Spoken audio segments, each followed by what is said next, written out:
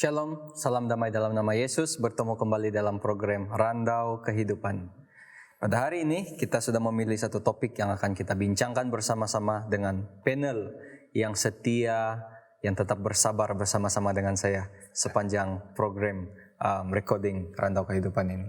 Saudara-saudari, tidak lain dan tidak bukan, bersama-sama dengan saya pada hari ini adalah Dr. Gerard, salah seorang pencara di Fakulti Kependetaan Asia Pasifik International University.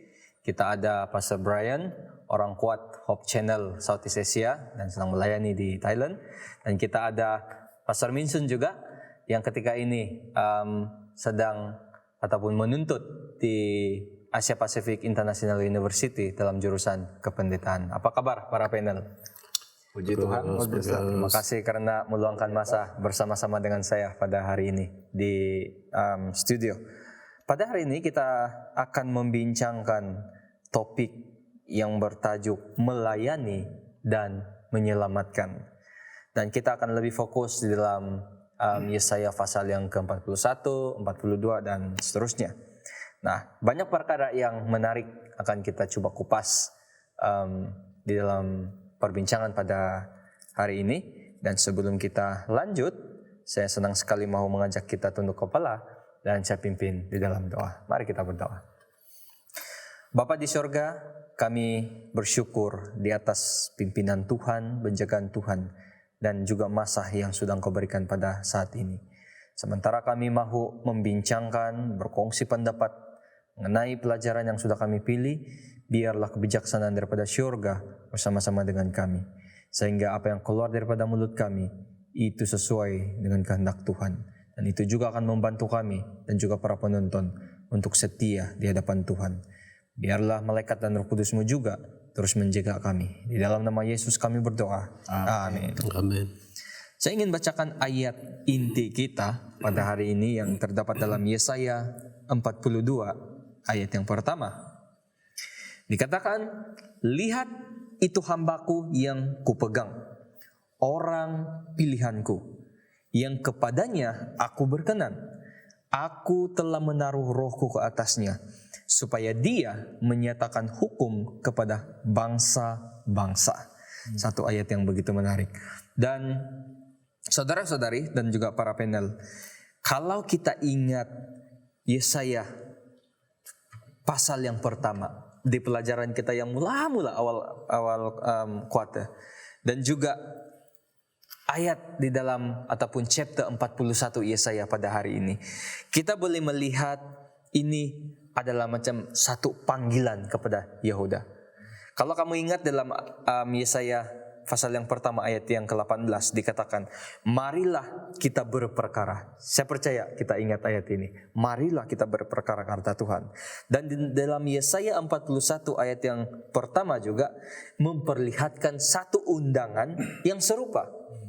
Tuhan mengatakan, baiklah kita tampil bersama-sama untuk berperkara. Satu undangan, satu jemputan yang sangat menarik yang diberikan oleh Tuhan. Nah, di dalam hal ini undangannya melibatkan kawasan yang luas dengan cara ataupun implikasi satu cara yang besar.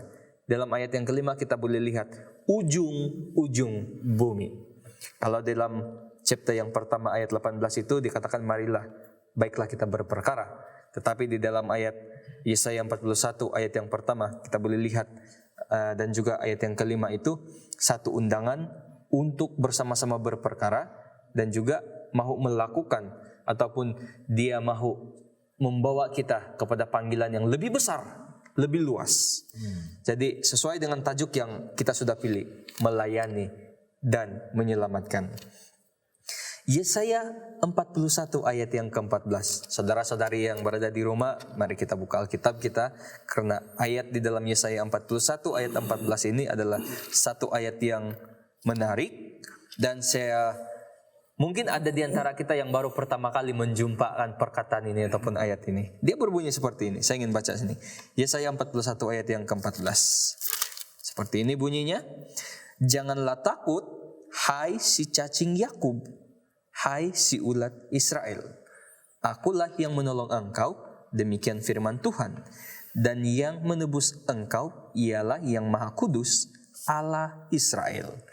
Perkataan yang di highlight di sini ataupun dikatakan di sini yang menarik adalah cacing dan juga ulat. Saya percaya ini adalah mungkin bagi sesetengah kita pertama kali jumpa ayat cacing dan ulat ini di sini. So kita mau mempersilakan kita punya pakar ya, Dr. Gerard, mungkin dia boleh membantu. Kenapa Tuhan memanggil bangsa ini sebagai cacing dan juga sebagai ulat? Mungkin ada sesuatu yang menarik di sebalik panggilan ini. Nah, kalau kamu sudah dengar apa yang Pastor Ferinli sebut tadi mengenai pelayanan ataupun tugas yang diberikan kepada bangsa Israel, awal-awal tadi memang luas dan besar. Dan bangsa Israel ini dipanggil, kalau kamu lihat ayat yang ke-8 di sini, hai Israel hambaku, dan hamba Tuhan itu mempunyai tugas yang besar di sini. Dan tugasan ini sangat-sangat berat bagi bangsa Israel. Jadi sebagai satu bangsa yang telah dipanggil oleh Tuhan, mereka sebenarnya tidak mempunyai kemampuan untuk melakukan ini. Nah, kamu lihat dalam sejarah mereka selalu gagal untuk melaksanakan apa yang diminta oleh Tuhan. Tuhan katakan kepada bangsa Israel, engkaulah umatku dan kamu akan menjadi terang kepada bangsa lain. Mereka tidak pula pergi ke seluruh dunia dan menjadi terang. Mereka confine dengan mereka sendiri. Ada banyaklah yang gagal dilakukan oleh bangsa Israel. Jadi yang ke-14 ini, perkataan cacing, perkataan ulat itu menjadi satu kiasan kepada bangsa Israel yang mana mereka sebenarnya tidak mempunyai kemampuan untuk melakukan tugasan mereka itu. Sebagai hamba, sebagai satu bangsa, mereka tidak mempunyai kemampuan, sama seperti seekor cacing yang tidak boleh berlari, sama seperti seekor cacing yang tidak boleh meranapkan gunung-gunung. Sebab kalau kamu lihat ayat yang ke-15 di sana, dia katakan sesungguhnya aku membuat engkau menjadi papan pengirik. Mana cacing boleh buat itu? Ataupun ulat yang tajam dan baru dengan gigi yang dua jajar. Cacing mana ada gigi? Engkau akan mengirik gunung-gunung dan menghancurkannya. Cacing tidak boleh buat ini. Dan itu yang Tuhan peringatkan kepada bangsa Israel. Cacing, Yakub, ulat Israel, jangan risau, jangan takut. Akulah yang menolong engkau. Demikianlah firman Tuhan. Jadi bangsa Israel mengetahui status mereka sebagai cacing yang tidak boleh berbuat apa-apa dalam konsep menjadi hamba, penginjilan, penyelamatan dan sebagainya ini. Tapi Tuhan berada di sana bersama-sama dengan Israel. Ayat 10 mengatakan, aku akan meneguhkan, bahkan akan menolong engkau. Ayat 14 mengatakan, aku akan menolong engkau. Itulah firman Tuhan yang menebus, yang Maha Kudus, Allah Israel. Bercakap tentang cacing ini mengingatkan saya tentang satu perumpamaan bahasa Melayu yang menyebutkan ya seperti cacing kepanasan. Ya, cacing itu akan kepanasan, dia tidak akan dapat rasa selesa dan sentiasa akan bergerak-gerak, tidak dapat tinggal diam ya, kalau dia di luar, kalau di bawah cahaya matahari. Dan akhirnya dia akan mati karena kekeringan dan kepanasan. Tetapi kalau cacing itu berada di tempatnya seperti di dalam tanah, dia sebenarnya berupaya untuk melakukan banyak perkara-perkara yang besar, perkara-perkara yang ajaib. Cacing sangat diperlukan di dalam tanah untuk mendorong kesuburan tanah. Dan cacing juga boleh mendatangkan penyakit kalau banyak cacing di dalam perut kita. Jadi itu boleh menyusahkan seluruh badan dan akhirnya pikiran kita. Ulat juga sama, ya. Dan ulat ini dia bukan akan tinggal sebagai ulat selama-lamanya. Ulat ini dia akan berubah. Ulat bulu atau ulat apa yang jadi rama-rama itu? Ulat bulu. Dia akan berubah menjadi rama-rama yang cantik. Kalau kita di Sarawak, di Sabah, ya saya pasti ramai yang suka, even di Thailand ini, dengan ulat sagu. Saya membesar dengan ulat sagu. Setiap kali membuka batang sagu itu kita melihat ulat itu mempunyai gigi yang tajam sebenarnya untuk menebuk sagu itu dan membuat jalannya di dalam sagu itu. Dan ulat sagu itu dia akan menjadi satu kumbang sagu. Jadi dia akan melalui proses perubahan seperti itu. Tetapi yang penting adalah mereka harus berada di tempatnya supaya dia boleh melakukan sesuatu yang besar ya dengan pertolongan Tuhan. Di luar Tuhan, kalau di luar saja di atas tanah, nescaya cacing dan ulat ini akan mati. Tetapi kalau mereka berada di tempat yang betul bersama-sama dengan Tuhan, mereka akan boleh melakukan perkara besar.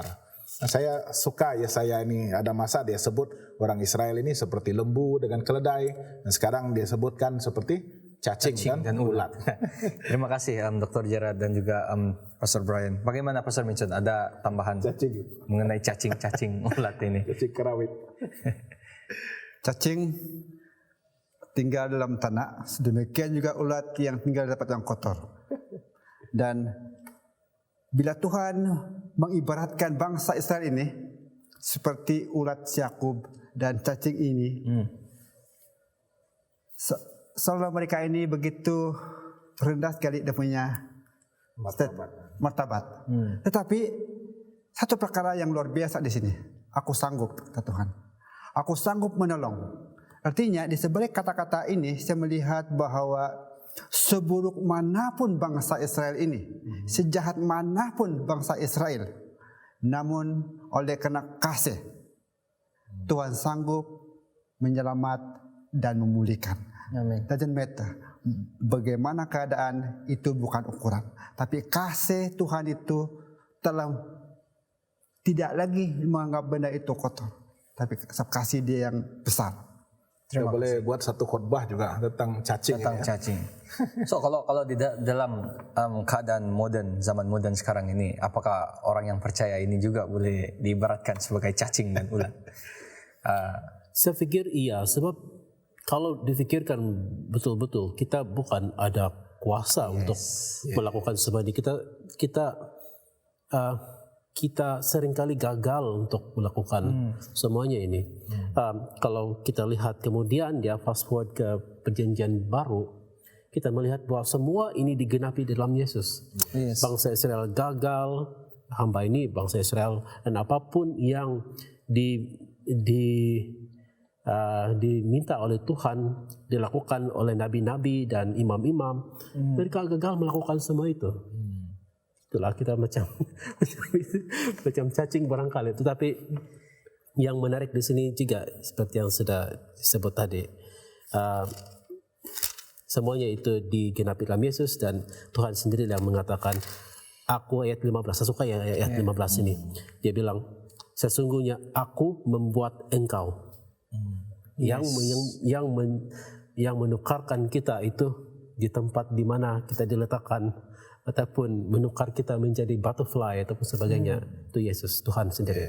Aku membuat engkau, menjadikan kita mampu untuk melakukan apa yang perlu dilakukan dalam pelayanan. Sangat menarik ya bila kita dengar explanation sharing daripada para panel. Di dalam pelayanan saya percaya kadang-kadang ada timbul itu suara-suara kecil yang mengatakan, saya rasa saya tidak mampu. Tetapi bila melihat bagaimana Tuhan bekerja di dalam buku Yesaya ini, melalui Yesaya, Dia membuat kita, I will make you into. Sangat menarik bagaimana Tuhan mau mendorong setiap orang yang bersedia untuk melaksanakan amanah ataupun tanggung jawab yang diberikan. Daripada yang tidak mampu, Tuhan boleh mengubah kita menjadi seseorang yang mampu melayani. Itulah Tuhan yang kita sembah. Dan saya juga tertarik dalam Yesaya 42 mengenai hamba ataupun individu yang tidak bernama. Kalau kita lihat dalam Yesaya 42 ayat yang pertama hingga yang ke-7, lebih baik saya langsung bacakannya daripada ayat yang pertama sehingga ayat yang ke-7. Hamba Tuhan katanya, dari ayat pertama sehingga yang ke-7, lihat itu hambaku yang kupegang dan pilihanku yang kepadanya aku berkenan. Aku telah menaruh rohku ke atasnya supaya ia menyatakan hukum kepada bangsa-bangsa. Ia tidak akan berteriak atau menyaringkan suara atau memperdengarkan suaranya di jalan.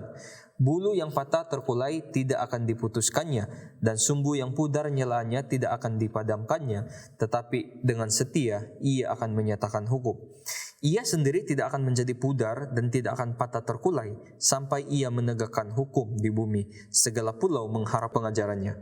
Beginilah firman Allah, Tuhan yang menciptakan langit dan membentangkannya dan menghamparkan bumi dengan segala yang tumbuh di atasnya, yang memberikan nafas kepada umat manusia yang mendudukinya dan nyawa mereka yang hidup di atasnya. Aku ini Tuhan, telah memanggil engkau untuk maksud penyelamatan, telah memegang tanganmu, aku telah membentuk engkau dan memberi engkau menjadi perjanjian bagi umat manusia, menjadi terang untuk bangsa-bangsa, untuk membuka mata yang buta, untuk mengeluarkan orang hukuman dari tempat tahanan, dan mengeluarkan orang-orang yang duduk di dalam gelap dari rumah penjara.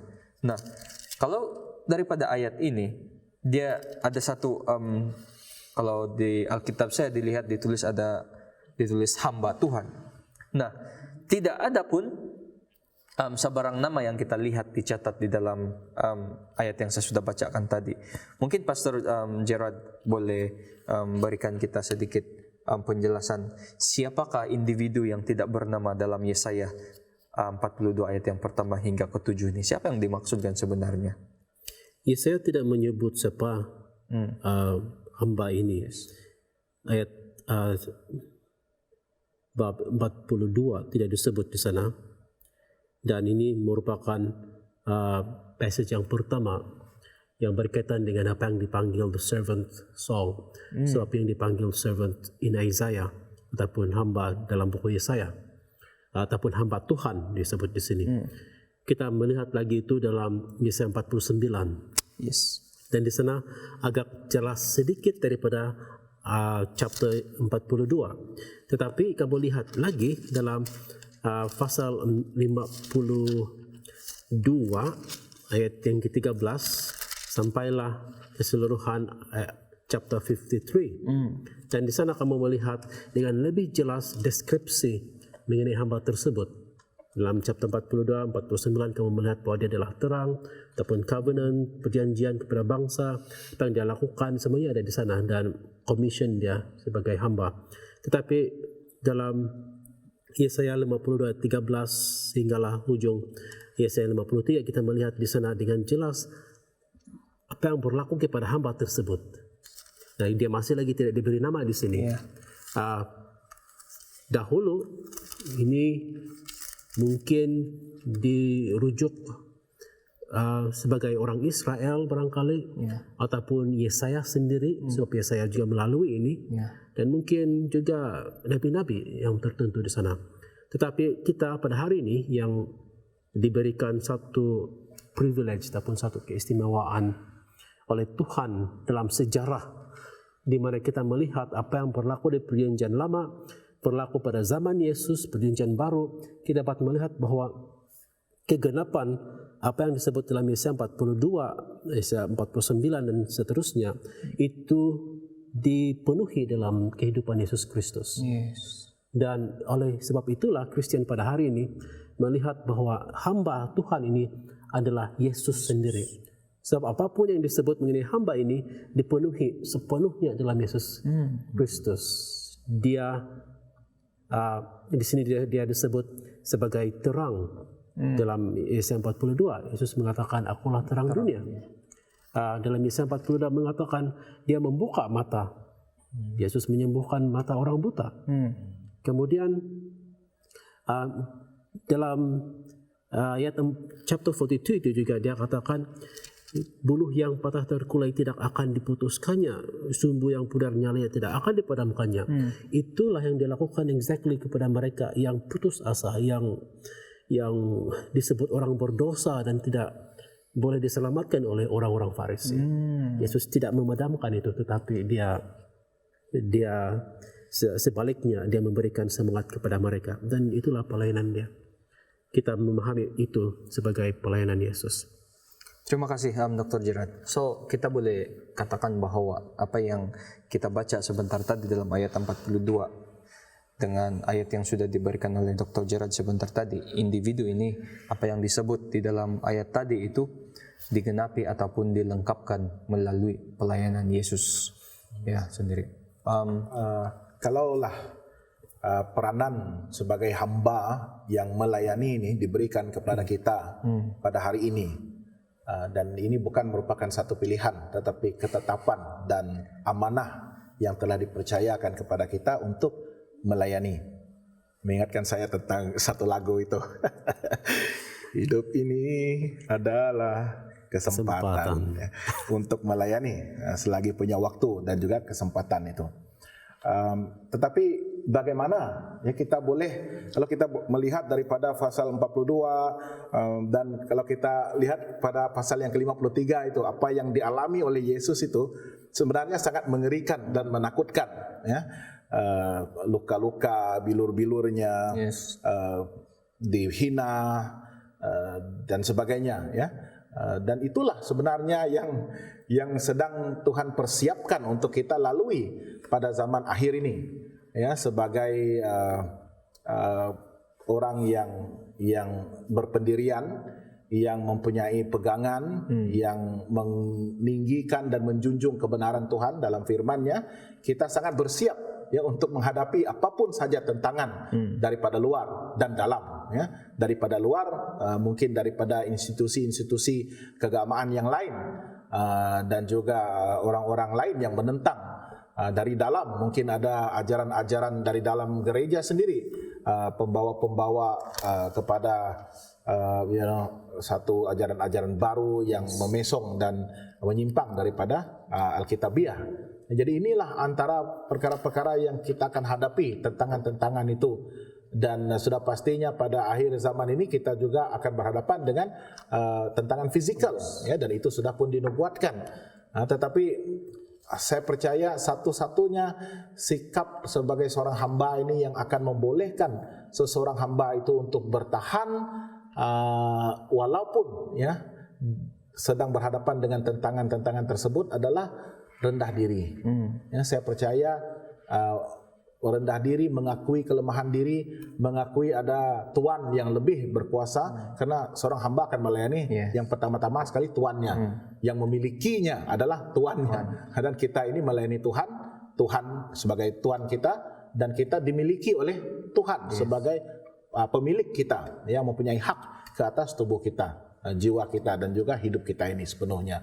So kalaulah kita mempunyai sifat rendah diri seperti Yesus itu, walaupun ditentang, walaupun dikeji, walaupun disakiti, kita mengatakan dia ini tidak menentang, dia tidak pun melawan ya. So meek.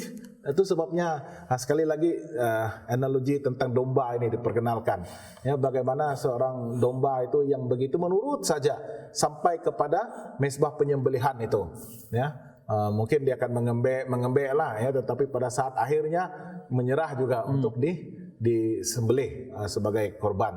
So inilah ya, saya rasa semangat untuk rendah diri dan membiarkan saja tangan Tuhan untuk memimpin dan menguasai hidup kita, supaya kita boleh melakukan perkara-perkara yang seharusnya dilakukan oleh seorang hamba. Dan hamba ini adalah untuk melayani. Dan pelayanan kita ini bukan datang dengan tangan kosong. Kita ada Injil, kita ada kabar baik, kita ada pembebasan, pelepasan, rencana penyelamatan yang harus kita sampaikan kepada orang-orang yang sedang mencari-cari dan dahagakan kebenaran ini. Terima kasih Pastor Brian. Pastor Minchon ada penambahan? Melayani dan menyelamat ada dua perkara yang sangat istimewa.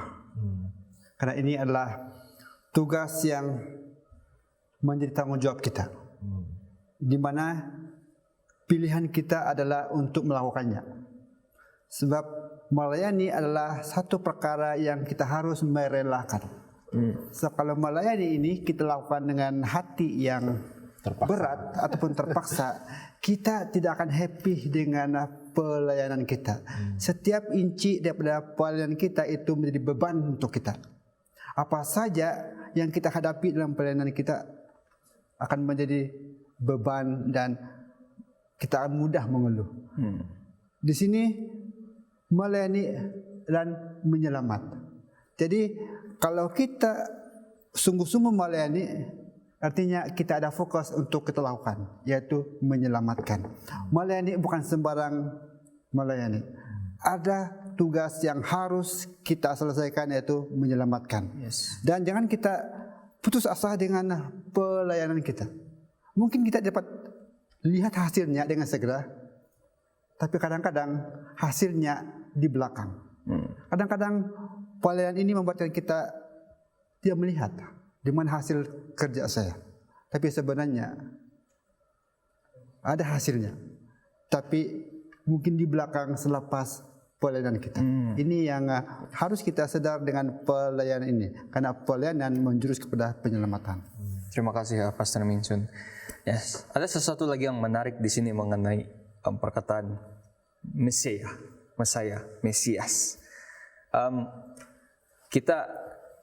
Kita dapat lihat di dalam Alkitab satu-satunya yang kita kenal Mesias adalah Yesus sendiri. Tetapi di dalam buku Yesaya ini ada satu nubuatan yang dia sudah nubuatkan berlaku mendahului setengah abad awal daripada waktunya. So dia sudah menubuatkan bahwa ada seorang daripada bangsa Persia ini yang akan menjadi Mesias. Dan kalau kita lihat pasal yang ke-45, orang itu adalah Kores. Mungkin kita minta bantuan daripada Dr. Gerard. Mengapa Tuhan memanggil Kores sebagai orang yang diurapi? Dia juga disebut sebagai Mesias. Perkataan Mesias itu sebenarnya digunakan kepada sesiapa sahaja yang dipilih oleh Tuhan. Dia digunakan kemudian ya dalam Christianity sebagai merujuk kepada seseorang, dan even di dalam Judaism juga seperti itu, merujuk kepada hamba itu ataupun Mesias yang akan datang menyelamatkan bangsa Israel. Itu Mesias yang bagaimana perkataan Mesias itu digunakan. Dan di sini Kores memenuhi ciri-ciri tersebut, memenuhi ciri-ciri di mana dia melepaskan bangsa Israel daripada tawanan di Babylon. Yes. Dan itu sebab Tuhan memanggil dia sebagai yang telah dipilih ataupun Mesias. Dan yang menarik, dia adalah satu-satunya yang bukan Israel yang dipanggil sebagai Mesias. Sebab di sini kita melihat bahwa Tuhan itu yang kita panggil mempunyai kuasa mutlak ataupun sovereign Lord. Dia boleh pilih siapa sahaja yang dia mau pilih untuk menyelamatkan umat-umat dia. Dan ini dia sebut sebagai Kores. Actually Kores di sini juga disebut sebagai shepherd, sebagai gembala. Yes. Dan ini adalah nama-nama yang kita boleh lihat juga digunakan untuk Yesus di sini. Seakan-akan memberikan kita satu gambaran kiasan di mana Yesus akan menyelamatkan umat dia daripada perhambaan, sama seperti Kores lakukan di sini. Yang menarik di sini adalah nama itu sendiri dinyatakan ataupun disebut dengan jelas dan tepat nama itu, sehingga kan pelajar-pelajar Alkitab yang kritikal terhadap Alkitab mengatakan, kau tengok yang inilah mereka katakan Yesaya yang ini bukan ditulis oleh Yesaya Nabi tersebut tapi orang lain. Tetapi itulah kita percaya bahwa Tuhan itu boleh melihat masa depan, dan apabila dia menyatakan kepada Yesaya, dia ada elemen-elemen prediktif yang melihat kepada masa depan. Dan kita melihat bahwa Tuhan di sini is sovereign. Dan apabila sovereign kita katakan, ada satu ayat di sini yang menarik saya pikir, ini sovereignty of God. Ayat yang ke-9, ayat chapter 45, ayat 9 dia bilang, celakalah orang yang berbantah dengan pembentuknya. Dia tidak lain dari beling periuk saja. Adakah tanah liat berkata kepada pembentuknya, apakah yang kau buat? Atau yang telah dibuatnya, engkau tidak punya tangan. Di sini Yesaya menyampaikan message Tuhan. Siapa kamu untuk mempersoalkan Tuhan di sini? So kalau Tuhan mengatakan Koresh itu pembebas, puji Tuhan jika di sana, sebab Tuhan itu tahu apa yang dia lakukan. Hanya untuk confirmation, Dr. Gerard, selain daripada Yesus dan juga Kores, adakah individu lain juga dalam Alkitab yang disebut sebagai Mesias? Ada some prophets, Imam Daud salah satu dia, mereka semua disebut menggunakan perkataan Mesias apabila merujuk kepada panggilan mereka. Banyak sebenarnya dalam perjanjian lama. Thank you. Ya, terima kasih. Oke, satu soalan yang terakhir sebelum kita berpisah. Ya, mungkin ini adalah satu soalan praktikal, tetapi masih lagi menyentuh dalam aspek pelayanan. Bagaimana ataupun apa pandangan para panel mengenai pelayanan tanpa melihat penampilan luaran? Karena kita melihat juga mendengar banyak orang memberikan idea mereka sendiri. Kalau kamu mau melayani, kalau kamu lelaki rambut kasih pendek, macam nih, ini. Ataupun kalau kamu mau melayani, kamu punya pakaian mesti begini-begini, baik, mesti nampak cantik. Macam mana pandangan para panel yang ada di sini mengenai pelayanan tanpa melihat luaran? Saya mendahului silakan. apa yang mereka akan katakan nanti. Saya berpikir. Saya pernah melihat seorang mukotbah. Dia berpakaian cantik, kemas, dan rambutnya pendek, tidak ada yang cacat, tetapi ada yang mengganggu minda saya. Ada ekor dan sampai di sini. Dan mungkin saya ini terlalu judge ataupun bagaimana, tetapi saya tidak, pikiran saya teralih kepada rambut dia yang panjang itu. Dan bukan rambut yang panjang, ekor dia yang panjang. Ada ekor. Ekor. Sebab borolnya is very smart. Sebab itu saja. Tapi saya tidak tahu orang-orang yang mendengar khotbah itu terganggu ataupun tidak. Tapi secara pribadinya saya teralih karena itu adalah passion yang bagi saya lah secara pribadi tidak sesuai.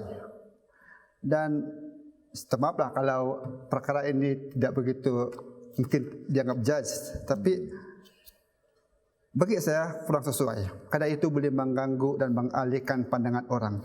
Kadang-kadang orang ini bukan saja melihat mendengar bahasa kita, khotbah kita, tapi kadang-kadang juga mereka memperhati juga penampilan kita. Sebab itu ada orang mengatakan begini, khotbah yang baik tak semestinya datang daripada orang yang baik. Ada orang yang mengatakan seperti ini karena mungkin mereka mengatakan bahwa khotbah dia sangat baik, tapi penampilan dia kurang memuaskan, sehingga mungkin orang itu mengatakan demikian. Saya pikir penampilan itu perlu dijaga. Pastor Brian. Sebenarnya topik tentang penampilan ini begitu subjektif. Dia sebenarnya bergantung kepada konteks yang dilayani. Dan kalaulah saya berada pada zaman di mana Yesus melayani selama 3,5 tahun itu, bagaimanakah penampilan Yesus pada masa dia melayani?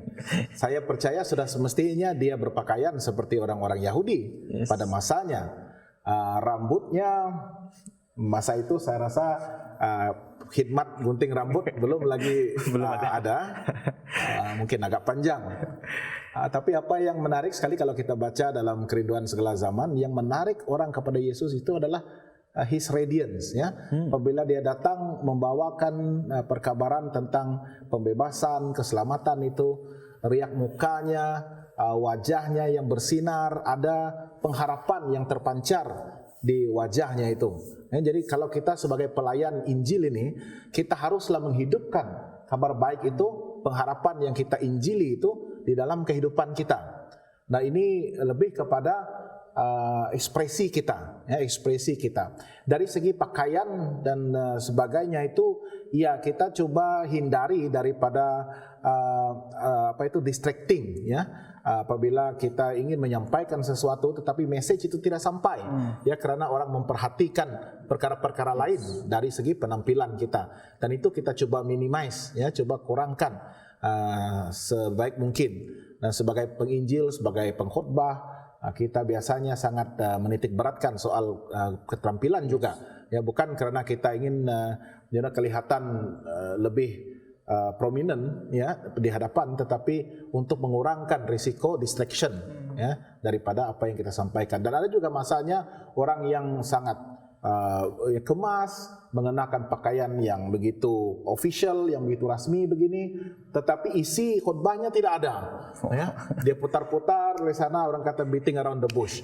Jadi itu pun tidak baik juga ya. Jadi saya percaya harus ada keseimbangan message yang kita sampaikan, perwatakan kita ketika menyampaikan, ekspresi di muka kita, wajah, sinar, the radiance yang kita ingin berikan, supaya apabila orang melihat kita, dengan penampilan itu sendiri pun sudah menjadi message. Ya, belum lagi mendengar. Sekali kita buka mulut, orang sudah siap untuk mendengar. So kita sudah mempersiapkan, menyediakan suasana bagi orang untuk bersiap untuk mendengar. Tapi yang masalahnya John the Baptist, Pastor. Walaupun dengan keadaan yang seperti itu, ribuan juga orang yang bukan dia yang pergi kepada orang. Orang yang pergi ke wilderness, pergi kepada dia. Jadi sangat subjektif lah. Ya, mungkin ini pakar ini ada. Iya, saya setuju bahwa hal mengenai penampilan ini sangat subjektif. Pada hari ini kita diajar oleh satu perspektif ataupun view of ministry, to the extent yang dari segi penampilan, pakaian dan sebagainya itu kita ada order tertentu, protokol. Saya tidak mau sebut banyak begini sebab ada kebaikan ya, dan ada juga sudut mungkin yang lemah di sana. Cuma apa yang saya terfikir tadi ketika mereka berdua menyebut itu adalah bahwa di perjanjian lama orang tahu bahwa dia adalah nabi dengan hanya melihat dia, walaupun dia tidak pernah bertemu dengan dia. Orang tahu bahwa Yesus itu adalah rabi ataupun guru, sebab tidak tahu bagaimana mungkin pakaian dia barangkali, cara dia mengajar barangkali, kita tidak tahu. Orang tahu bahwa seseorang itu adalah mempunyai satu peranan dengan hanya melihat kepada orang tersebut. Barangkali kita pun boleh jadi seperti begitu. Dari segi penampilan yang unik, bukan unik dari segi dari segi physical yang kelihatan, yang literal dan sebagainya, tetapi sesuatu yang dirasai di dalam, yang ada sesuatu yang kavod berat bagi orang ini. Jadi saya mau dekatkan dia, saya mau minta mendengar apa yang dia mau sebut dan cakap ini. Tapi sekurang-kurangnya sekarang kita ada pakaian seragam. Ya, mungkin kalau kita sukar untuk dikenali lah sebagai orang koprat pun pakai begini. Tetapi kalau dari gereja-gereja lain, mereka ada clerical robe mereka ada jubah, mereka ada pakaian khas untuk orang-orang yang melayani, ya, pendeta dan padri dan sebagainya. So senang untuk orang identify. Ya. Tapi pada masa dulu betul juga apa yang Dr. Gerard katakan, they dress up sama seperti orang lain, ya, kecuali para imam lah. Tapi itu pun di dalam Ka'bah, ya, jadi ada distinction di sana. Ya, tapi kalau Nabi itu di luar, orang tahu juga. Ya. So ini sesuatu yang saya rasa sangat menarik dan cabaran bagi kita penginjil yang sekarang ini. Terima kasih para panel semua yang sudah bersama-sama mengungsikan pendapat. Saya ingat kalau perbincangan ataupun belum juga putus, masih juga kita mau mengeksplain lebih mengenai ini penampilan luaran bagaimana nih untuk melayani, sehingga kan saya sangat tertarik bila Dr. Gerard mengatakan pelayanan Yesus dulu, dia jalan saja, orang tidak pernah jumpa dia, tidak pernah nampak, tapi orang tahu itu adalah Yesus. So bagaimana kita sebagai Kristen boleh menjadi seperti itu, yang mana orang nampak saja kita dari jauh, tidak pernah jumpa, tidak kenal nama, tetapi orang tahu yang kita membawa kabar baik. Itu sesuatu yang luar biasa. Dan ya kita minta pimpinan, bantuan daripada Roh Kudus dan juga Tuhan sendiri, supaya orang kata Mungkin kita akan boleh jadi seperti itu. Sesuatu yang luar biasa bagi saya. Saya sedikit mind blowing bila Dr. Gerard katakan seperti itu. Ya, kita sudah banyak kupas dan kita sudah banyak mengungsikan ide-ide kita. Dan saya ingat kita akan tutup kita punya perbincangan pada hari ini. Sekali lagi terima kasih para panel di atas ide-ide dan juga pendapat yang sudah dikongsikan. Dan kita berharap itu akan membantu kita untuk terus kuat dan tidak pernah putus asa untuk melayani. Kita ini adalah cacing dan ulat dengan tanggung jawab yang besar. Tetapi Tuhan berkata, kalau kamu mahu, kalau kamu sanggup, kalau kamu bertahan, kalau kamu setia, kamu mampu lakukannya dengan kekuatan yang Dia sudah sediakan bagi setiap satu. Amin. Untuk menutup kita punya program Randau Kehidupan pada hari ini. Saya ingin menjemput Dr. Gerard pimpin kita dalam doa penutup. Mari kita berdoa. Tuhan Bapa, dalam kerajaan surga kami bersyukur sebab kami sudah berdiskusi mengenai pelayanan dan apa yang boleh kami lakukan pada hari ini dalam misi menyelamatkan. Kami pohon agar kami diberikan kebijaksanaan dan kekuatan dan juga hati yang sentiasa berserah kepada Tuhan supaya Tuhan boleh menggunakan kami dalam pelayanan. Terima kasih ya Tuhan sebab Engkau memberkati kami dan juga mereka yang menonton sehingga mereka juga boleh tergerak dan mendapat inspirasi dan mendapat dorongan untuk melayani. Kami serahkan ini semua ya Tuhan dalam nama Yesus. Amin. Untuk penonton yang sedang menonton di mana saja Anda berada, sekali lagi terima kasih karena sudah bersama-sama dengan kami. Dan saya tiba-tiba teringat tema yang hangat dilaung-laungkan di negara kita pada ketika ini, I will go. Jadi saya berharap kita akan menyimpan tema itu untuk melakukan pelayanan di mana saja kita berada. Kami terus mendoakan para penonton dan kami juga berharap kamu mendoakan pelayanan kami di tempat ini. Tuhan memberkati. Jumpa di episode yang akan datang.